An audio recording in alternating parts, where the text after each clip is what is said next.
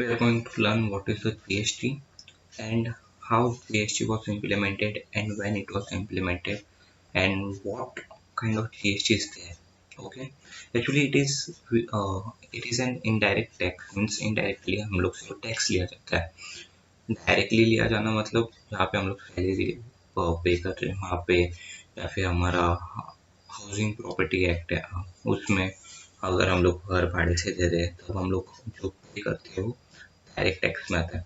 लेकिन IDT indirect tax, सबसे पहले जीएसटी इंट्रोड्यूस हुआ था फ्रांस में 1954 में, और उसके बाद में 1954 में फ्रांस में हुआ था, लेकिन सबसे पहले और उसके बाद में इंडिया में 1 जुलाई 2017 को हुआ.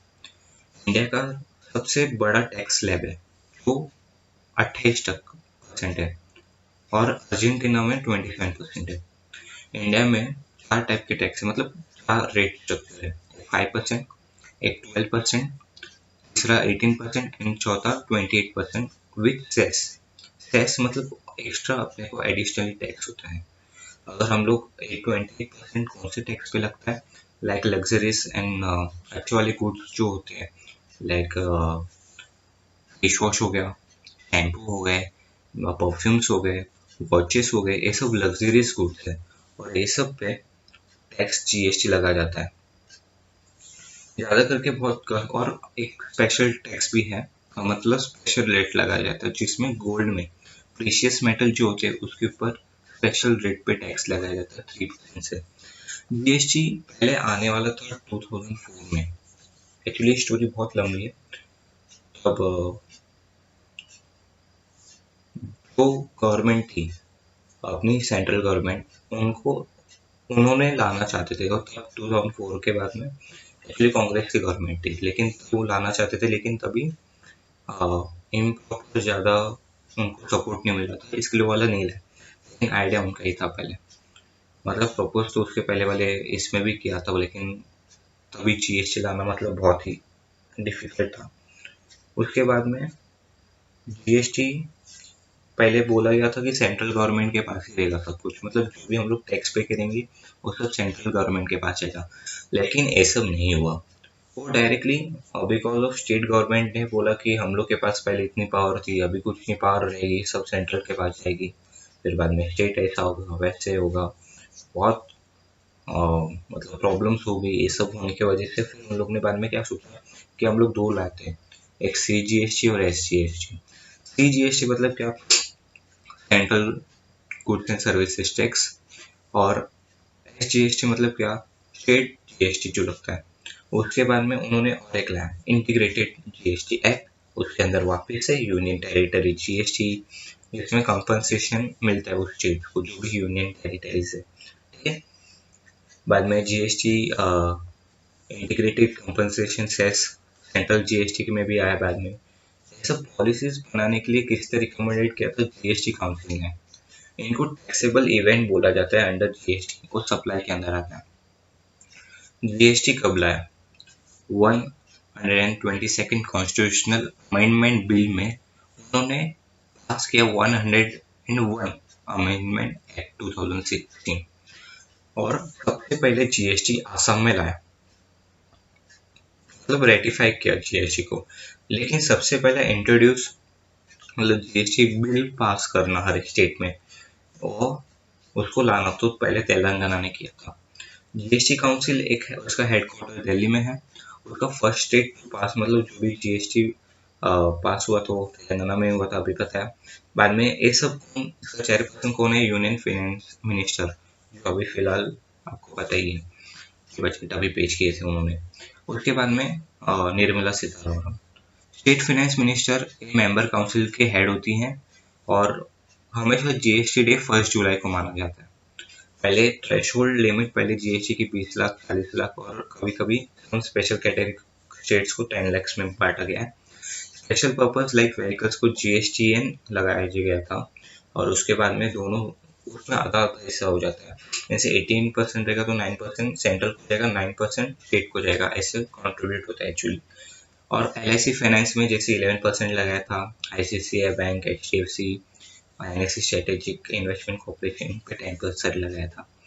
देखो काम कैसे हुआ था कॉन्स्टिट्यूशनल आर्टिकल से, तो पहले 246 में लाया लेवी टैक्स, गुड सर्विसेज, ये सब उसके अंदर एक बोलते हैं एक पार्ट है। लेवी टैक्स हो गया, बाद में कंपोजिशन स्कीम हो गई, बाद में टाइम लिमिट जो है, टाइम ऑफ सप्लाई जो बोला जाता है, वो सब जीएसटी के एक अलग अलग पार्ट एक हिस्सा है। इसमें बहुत कुछ डिटेल्स में बताया गया है। हम लोग अगले से अगले वीडियोस में पढ़ेंगे, देखेंगे क्या हुआ, कैसे हुआ, वो सब। ठीक है। एक्चुअली 247 डील्स किसको करता है, पार्लियामेंट में किया था आर्टिकल 246, 254 जो लेजिस्लेटर स्टेज में होता है। अभी जीएसटी लाना एक बहुत बड़ा इशू तो था ही, बहुत मतलब अगर जीएसटी पास हुआ तो कैसे लोगों को समझेगा और कैसे लोग उसको अपनाएंगे, ये बहुत बड़ा प्रॉब्लम था।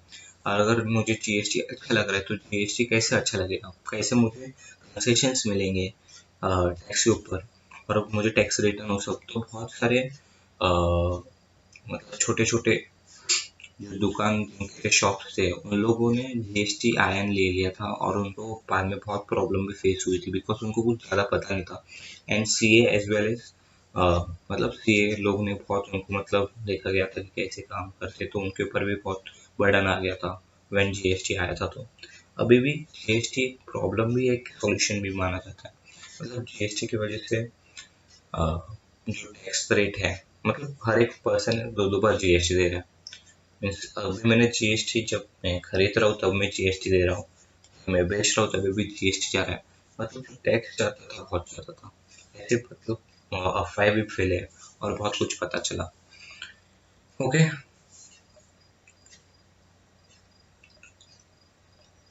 एंड देन डेफिनेशन क्या है, goods means every kind of movable property other than a money and securities, but includes actionable claim and growing crops, grass and things attached to a forming part of the land are served before supply or under contract of supply।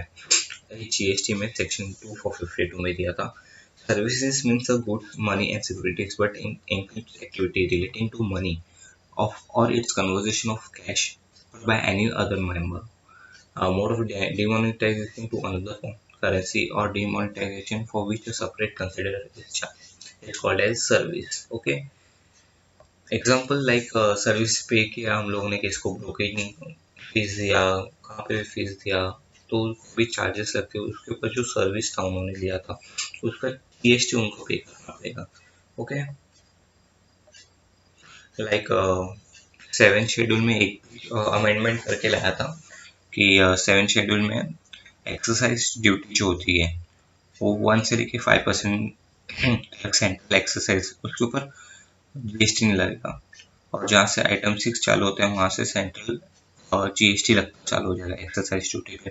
Like petroleum crude oil, high speed diesel में, motor spirit मतलब जो petrol ही बोला जाता है, मतलब speed petrol बोलती है, natural gas हो गया, बाद में टर्बाइन, फिर तंबाकू का जो भी टबैको प्रोडक्ट्स होते हैं, हाई जीएसटी जो पेबीएल किए थे। पार्लियामेंट ने इन्होंने लाने के टाइम उन्होंने कंपनसेशन टू स्टेट, मतलब जो कंपनसेशन स्टेट्स बताए गए थे उनको 5 ईयर का मौका दिया, मतलब उन लोग को ज़्यादा टैक्स नहीं भरना है, बहुत कम, बहुत मतलब उनके ऊपर रेगुलेशंस भी कम है।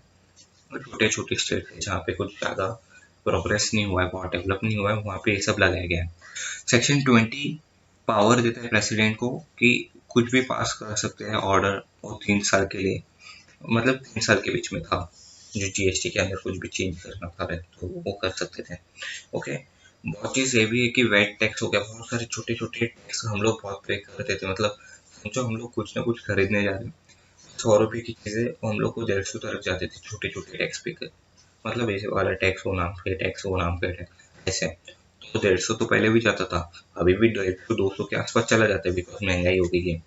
बट बहुत लाइक एक साथ ही हम लोग को बहुत बड़ा नंबर दिखता है, ऐसे छोटा छोटा नंबर नहीं दिखता। मतलब 1-2 रुपये टैक्स हम लोग देखते हैं, इतना ध्यान नहीं देते, 10 रुपये की ध्यान नहीं देते, लेकिन एक साथ 40-50 रुपये जाएंगे तो हम लोग ध्यान देना चालू करते हैं, गवर्नमेंट को क्रिटिसाइज करते हैं। लेकिन यहाँ पे आते हैं एक एक पहले सबसे पहले वेट टैक्स हुआ करता था हरियाणा में, ऑल ओवर इंडिया में वेट टैक्स एक्चुअली अभी भी है, लेकिन वो पेट्रोलियम एंड लीकर उसमें, मतलब दारू शराब में उसमें रहता है। ठीक है। देखा जाएगा तो जोन्स बनाए गए, taxation administrative of indirect taxation जब इंडिया में लाया गया था, कैसे मैकेनिज्म किया, मतलब कैसे काम कर रहा था इंडिया सेंट्रल लेवल से। पहले तो फाइनेंस मिनिस्टर सबसे ऊपर, फिर रेवेन्यू डिपार्टमेंट, जो जितना भी पैसा आ रहा है उसका रेवेन्यू डिपार्टमेंट भी आया था। बाद में सीबीआईटी मतलब सेंट्रल ब्यूरो बनाया गया था, जहाँ पे सब कुछ इन्फॉर्मेशन कलेक्ट होती थी। उसके नीचे रीजन्स में बांटे गए पूरे ऑल स्टेट्स में। बाद में जोन्स बनाए, मतलब north zone, east zone, west zone ऐसे करके, और बाद में उसके अंदर कमिश्नर्स बैठाए गए, कमिश्नरेट, और उसके बाद में उसकी नीचे डिविजन्स लगाए गए। ये सब इतना पूरा था। पूरा मिनिस्ट्री पूरा कौन संभालता था आपको पता ही है, फाइनेंस मिनिस्टर। रेवेन्यू डिपार्टमेंट और रेवेन्यू सेक्रेटरी, सॉरी, बाद में रीजन्स को चीफ कमिश्नर, जो भी हो, जो चीफ कमिश्नर वो संभालते हैं। बाद में डिविजनल ऑफिसर्स या फिर डेप्यूटी कमिश्नर का संभालते, ठीक है। उसके बाद में एडमिनिस्ट्रेशन और प्रोसीजर एस्पेक्ट अगर हम लोग ने देखा गया तो सीबीआईसी मतलब central board of indirect tax and customs, ये सब इन लोग देखते हैं, जो मिनिस्ट्री ऑफ फाइनेंस के अंदर ही आता है।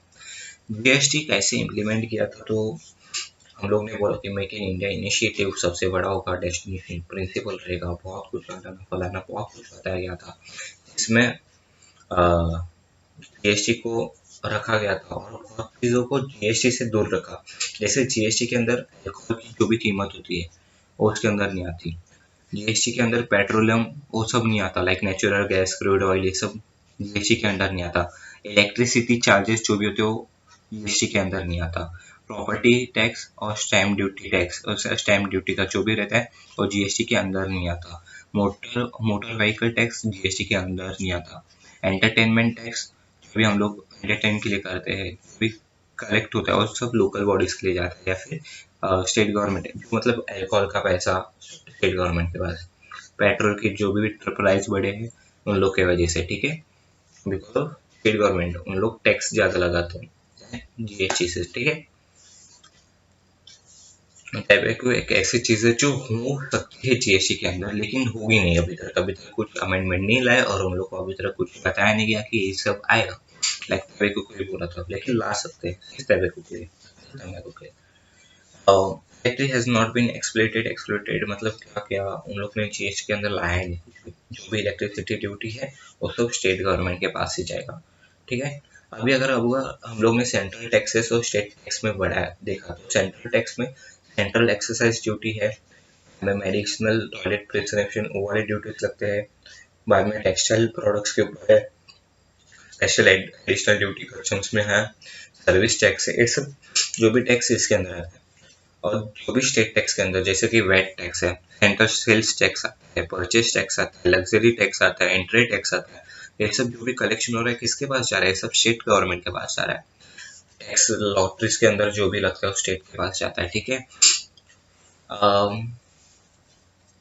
अभी अभी हम लोग मॉडल्स देखेंगे जीएसटी के अंदर कैसे क्या था। पहले ऑस्ट्रेलियन मॉडल दिखती है, तो उसको जो भी टैक्स कलेक्ट होता था ना सेंट्रल के पास जाता था, जो भी पैसा आएगा सब सेंट्रल के पास जाएगा, और बाद में सेंट्रल थोड़ा थोड़ा जो भी इक्वलिटी में बांटेंगे, या फिर इक्विटी में, मतलब क्या इक्वलिटी सबको एक समान, लेकिन अगर छोटा सा स्टेट है उसको ज्यादा दे दिया तो चलेगा क्या, और बड़े से स्टेट को छोटा मिलता है नहीं चले, तो सबको एक इक्विटी है, मतलब क्या अलग अलग जितना ये उतना देना है। बाद में कैनेडियन मॉडल था जिसमें 3 टैक्सेस बताए गए थे, और अपने इंडिया में वैसे कैनेडियन मॉडल जो कैलकर शाह बोला जाता है उस मॉडल को वो लाया गया था। अभी फिलहाल ज्यादा करके ब्राजील और कनाडा ये जो जीएसटी को मतलब संभाल रहे, मतलब जीएसटी में हो रहा है वहाँ पे, ठीक है। और उसके बाद में जीएसटी अभी एप्लीकेबल ऑल ओवर इंडिया हो गया, जम्मू एंड कश्मीर में भी है, ठीक है। पहले एक्चुअली जीएसटी की कहानी कैसे होती है, 2000 में उन लोग ने सोचा था कि लाएंगे, 2014 से आता है, बड़ी स्टोरी, ये मैं नेक्स्ट वीडियो में या फिर बताऊंगा, ठीक है। तो यहाँ पे हम लोग ने जीएसटी कैसे आया ये हम लोग ने देखा, और आपको भी शायद से मजा आया होगा।